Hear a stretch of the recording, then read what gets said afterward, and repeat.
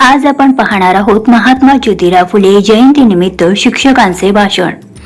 आदरणीय मुख्याध्यापक सर, माननीय शिक्षक वृंद आणि माझ्या प्रिय विद्यार्थ्यांनो, आज आपण सर्वजण महान समाज सुधारक महात्मा ज्योतिराव फुले यांच्या जयंतीनिमित्त येथे एकत्र आलो आहोत। महात्मा फुले हे आपल्या देशातील असे व्यक्तिमत्व होते ज्यांनी समाजातील अन्याय, अंधश्रद्धा आणि भेदभाव याविरुद्ध आवाज उठवला। त्यांनी शिक्षणाचे महत्त्व ओळखून सर्वांसाठी शिक्षणाचे दरवाजे खुले केले।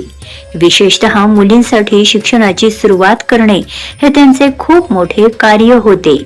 त्यांनी आपल्या पत्नी सावित्रीबाई फुले यांच्या सहकार्याने मुलींसाठी पहिली शाळा सुरू केली। त्या काळात हे काम खूप धाडसी होते।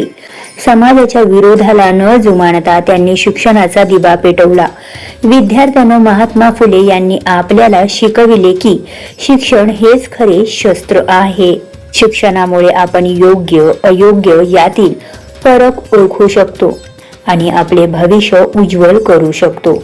आज आपण त्यांच्या कार्याचा आदर्श घेऊन पुढे जायला हवे। आपणही मेहनत करून चांगले नागरिक बनूया आणि समाजाच्या प्रगतीत आपला वाटा उचलूया। शिक्षणाचा दीप लावला, अज्ञानाचा अंधार घालवला। शिक्षणाचा दीप लावला, अज्ञानाचा अंधार घालवला। फुले दाम्पत्याने दिला मार्ग, समाजाला नवा उजेड दाखविला। फुले दाम्पत्याने दिला मार्ग, समाजाला नवा उजेड दाखवला। शेवटी महात्मा ज्योतिराव फुले यांच्या जयंतीनिमित्त त्यांना विनम्र अभिवादन करून मी माझे भाषण समाप्त करते। धन्यवाद।